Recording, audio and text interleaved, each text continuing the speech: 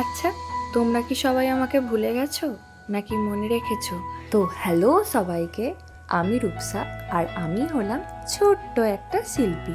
মনে পড়ছে তোমাদের? আমি তোমাদের বলেছিলাম যে আমি ভয়েস ওভারে ভিডিও দেবো কি না।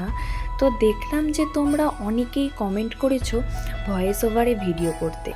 তো তাই আমি আজকেও আমার কাজের পাশাপাশি তোমাদের সাথে গল্প করতে চলে এলাম। আচ্ছা, তোমরা সবাই কেমন আছো বলো তো? আর তোমরা কে কোথা থেকে আমার এই ভিডিওটা দেখছো সেটা কিন্তু অবশ্যই আমাকে কমেন্ট করে জানিও। আমিও জানতে চাই যে কে কোথা থেকে আমার ভিডিওটা দেখছে। জানি যে অনেকে দেখে না, কিন্তু তাও আমার জানার ইচ্ছা খুব যে কজন দেখে। তো এবার কাজের কথা বলি। এই কাজটা ছিল স্নেহা রাউত নামে একটি বোনের দেওয়া। বোনটির কোনো রকম রেকমেন্ডেশন ছিল না, আমাকে শুধু বলেছিল যে দিদি তুমি তোমার মতো করে দাও। তাই আমি আমার মতন করার চেষ্টা করেছি।